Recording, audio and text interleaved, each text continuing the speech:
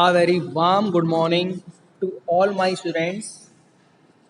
Today I will take very important chapter of your class 12 macroeconomics book, and the chapter name is problem of deficient demand and excess demand. आज तुम्हारी class 12 की book का macro का एक बहुत important chapter हम ले रहे हैं जिसका नाम है problem of deficient demand and excess demand. Deficient demand का मतलब डिमांड में कमी, एक्सेस डिमांड का मतलब डिमांड ज़्यादा इन कंपैरिजन ऑफ सप्लाई। तो जहाँ सप्लाई के कंपैरिजन में डिमांड कम होती है उसको हम बोलते हैं डेफिशिएंट डिमांड, और जहाँ सप्लाई के कंपैरिजन में डिमांड ज़्यादा होती है उसको हम कहते हैं excess demand. After this chapter you will be able to understand the concept of full employment equilibrium and underemployment equilibrium, voluntary and involuntary unemployment, full employment and natural unemployment, problem of deficient demand, problem of excess demand, and measures to correct deficient and excess demand. So we will start this chapter. Before starting chapter, some concepts are very important regarding this chapter. First one, full employment and underemployment equilibrium. Second one, voluntary and involuntary unemployment. And the last, full employment and natural unemployment.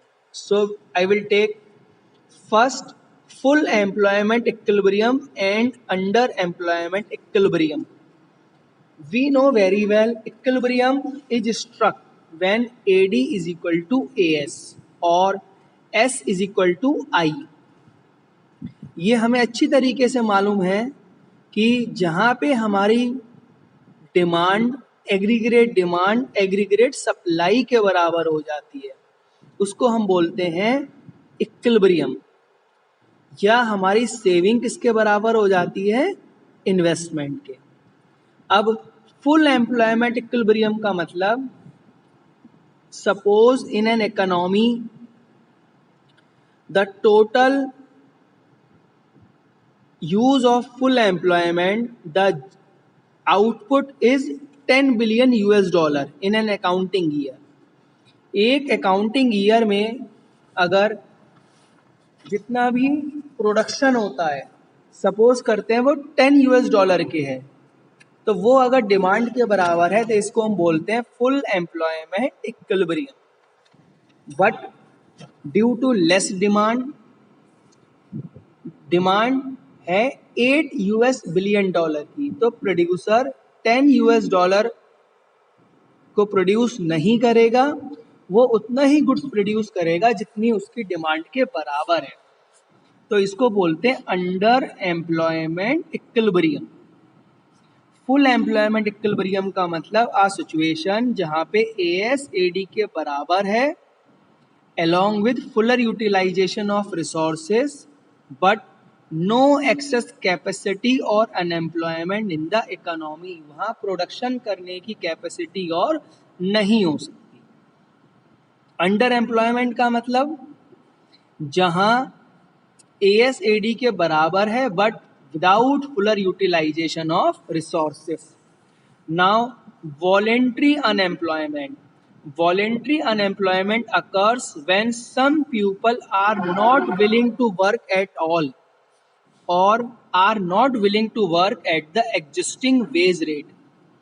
ये वो वाली बेरोजगारी वाली स्थिति है जहाँ पे कुछ लोग अपनी मर्जी से जो मार्केट में प्रीवेलिंग वेज रेट चल रहा है उस पर काम करने को तैयार नहीं है। That is called voluntary in unemployment। Involuntary unemployment refers to the situation when people are not getting work even they are willing to work at existing wage rate.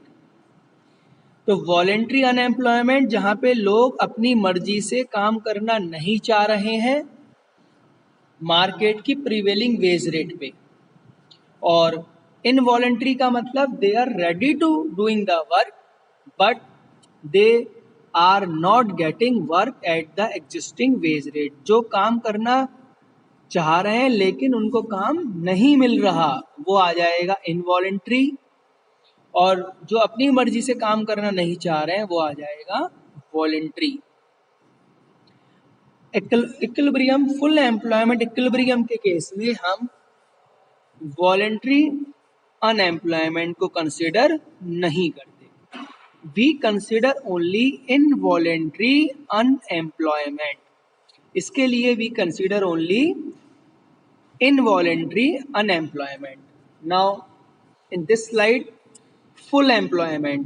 Full employment means a situation where all those who are able to work, यानी कि वो सब जो काम करने के लिए तैयार हैं and willing to work are getting work. It is called full employment. Simple सा इसका मीनिंग है जहां उन सब लोगों को वर्क मिला हुआ है जो काम करने के लिए तैयार हैं मार्केटिंग के वेज रेट पे, इसको बोलते हैं हम full employment. For example, demand of labour is equal to supply of labour, जहां लेबर की डिमांड लेबर की सप्लाई के बराबर होती है, that is called full employment. Natural unemployment means due to any reason, due to rain or due to any other, if the work is not provided, that is called natural unemployment. Natural unemployment वो वाला unemployment है जिसकी degree बहुत small fractions होते हैं, यानी कि due to rain, due to any other thing, किसी प्राकृति की वजह से अगर कोई उस दिन हमें काम नहीं मिल रहा है, that is called natural unemployment. Now frictional unemployment, frictional means a friction. Frictional unemployment is the unemployment associated with the changing of job in the dynamic economy. It arises due to immobility of labor, shortage of raw material, lack of information, shortage of power, wear and tear of machines, or tendency of worker to move from one job to another, जहाँ raw material की shortage की वजह से, machines की non working की वजह से, worker की टेंडेंसी एक जॉब को छोड़ के दूसरी जॉब में जाने की, that is called frictional unemployment. यानी कि अगर एक बहुत छोटा सा फ्रैक्शन अनएम्प्लॉयमेंट का हो रहा है किसी भी रीजन से, due to shortage of power, shortage of raw material, wear and tear of machines, that is called frictional unemployment. Now in this slide, structural unemployment. Structural unemployment is the unemployment that results from the long term decline of certain industries. You know very well that in this COVID-19 period, some factor of production like labor has moved from the working area to their origin area, जहाँ पे वो जो worker जिस जगह job कर रहा था Covid की वजह से उसने उस प्लेस को छोड़ के अपने होम टाउन में वापस चला गया, तो that is called structural unemployment. It is associate some reasons, and reasons are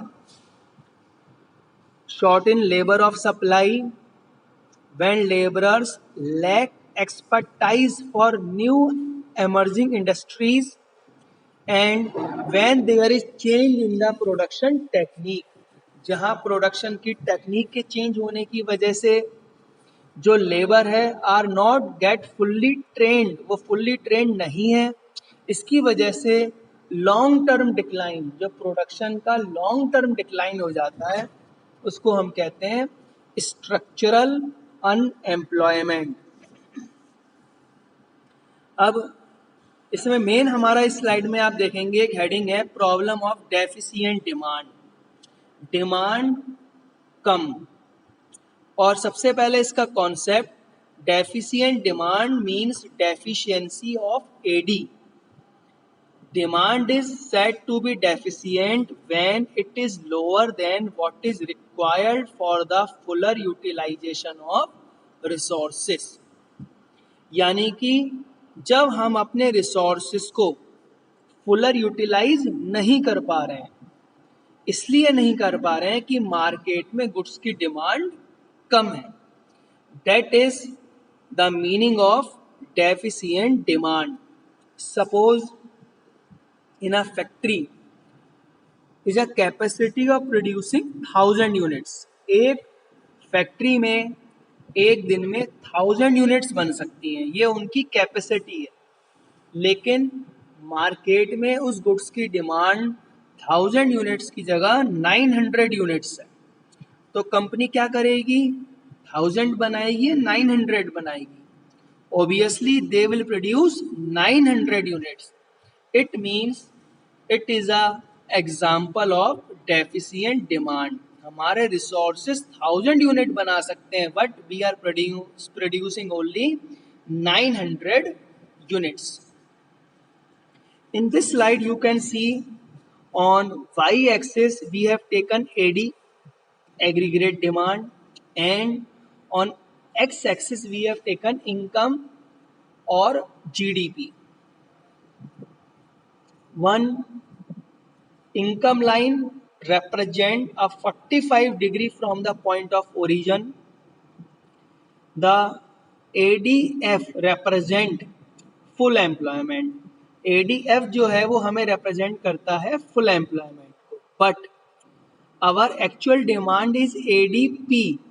It means planned aggregate demand. So the difference which we have shown in diagram figure 1 EF, it is called deficient demand.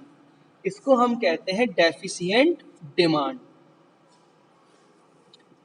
जहां हमारी demand strike होनी चाहिए थी ADF, यानी कि हम अपनी demand करते ADF फुल एम्प्लॉयमेंट, लेकिन हमारी डिमांड कम है तो ADP plan aggregate demand, and the difference ADF ADP is equal to EF, that is called deficient demand. ये हमारी डिमांड कम है, डेफिशिएंट डिमांड। अब इसी स्लाइड में आप देख रहे हैं इस डिमांड के कम होने के कॉजेज, क्या कारण ऐसे होते हैं कि हमारी डिमांड कम हो जाती है। भाई सिंपल हम कहते हैं कि भाई पहले हम इतनी चीजें खरीदते थे, अब हम इतनी चीजें खरीद रहे हैं। तो सीधे अगर मैं आपसे क्वेश्चन पूछूं तो आपका आंसर ऑब्वियस होगा इनकम, कि भाई हमारी इनकम कम हो गई इसलिए हमारी डिमांड कम हो गई। और अगर हमारी इनकम बढ़ जाती है तो दोबारा से हम अपनी डिमांड बढ़ा देंगे। But here we have the causes of deficient AD. कुछ इसके कॉजेज हैं, और ये कॉजेज हैं two sector economy, two sector closed economy. First, reduction in private consumption expenditure. Private consumption expenditure is an important component of AD. Reduction in private consumption expenditure causes a serious deficiency in AD, यानी कि जहाँ पे हम अपने consumption expenditure को कम कर देते हैं। जो भी हम अपना कंजम्पशन करते हैं गुड्स को और सर्विसेज को परचेज करने के लिए, अगर हम उसको कम कर देते हैं, it is the first reason of causes of deficient aggregate demand. It means when we turn our objective from consumption to saving, जहाँ पे हम अपना ऑब्जेक्टिव कंजम्पशन को कम करके सेविंग को बढ़ा देते हैं. It is in first example. Another one, reduction in private investment expenditure. Private investment expenditure reduce the situations of poor business expectation. ये जब लगता है बिजनेसमैन को कि भाई मार्केट में बिजनेस की ग्रोथ ज़्यादा अच्छी नहीं है, तो वो नई फैक्ट्रीज, नए इनोवेटिव आइडियाज से प्रोडक्शन करना कम कर देते हैं, इन्वेस्टमेंट करना कम कर देते हैं. तो इसकी जब वो इन्वेस्टमेंट नहीं करेंगे, गुड्स प्रोड्यूस नहीं करेंगे, तो उसकी वजह से जो हमारी डिमांड है वो भी कम हो जाएगी. These two are the example of deficient demand in two sector closed economy. Now, after that, in four sector economy, reduction in government consumption expenditure. Government अपना कंजम्पशन एक्सपेंडिचर कम कर देती है. देखो, एक पर्सन का एक्सपेंडिचर दूसरे पर्सन की income. अगर हम मार्केट से कोई चीज़ खरीदते हैं, कुछ भी चीज़ हम खरीदते हैं, तो वो हमारा हो जाता है एक्सपेंडिचर, और वो एक्सपेंडिचर इक्वल होता है किसी दूसरे पर्सन की इनकम के. तो गवर्नमेंट अपना एक्सपेंडिचर कम कर देती है. स्कूल्स, हॉस्पिटल्स, रोड, ट्रांसपोर्ट, इन चीज़ों में जब गवर्नमेंट एक्सपेंडिचर कम कर देगी, तो एक्सपेंडिचर कम करने से हमारी इनकम कम हो जाएगी, और जब हमारी इनकम कम होगी तो हम अपनी डिमांड भी कम कर देंगे. Next, decline in exports. Export का मतलब क्या होता है? When we exported some goods to another country. जब हम अपने यहाँ के गुड्स बनाए हुए किसी दूसरी कंट्री में भेज देते हैं, बेच देते हैं, उसको हम कहते हैं एक्सपोर्ट्स. अब एक्सपोर्ट्स हमारे कम हो गए. अब fall in exports implies fall in expenditure. यानी कि जब हमारे एक्सपोर्ट्स कम होते हैं तो हम उस जगह अपने गुड्स और सर्विसेज का प्रोडक्शन भी कम कर देते हैं. This leads to fall in AD, जिसकी वजह से हमारी एग्रीगेट डिमांड एग्रीगेट सप्लाई के कंपैरिजन में कम हो जाती है. Another one, rise in imports. Import means when we purchase goods for the production of us from another countries. यानी कि हमने अपने कंजम्पशन के लिए गुड्स ऐसी कंट्री से मंगा लिए, अपनी कंट्री के बाहर से मंगवा लिए, तो उससे क्या होगा? जो हमारी कंट्री की डिमांड है वो कम हो जाएगी. It is also a problem of deficient of demand. इसका भी एक एग्जाम्पल ये है कि हमारी डिमांड कम हो जाएगी. Last one in this slide you have seen increase in tax rate.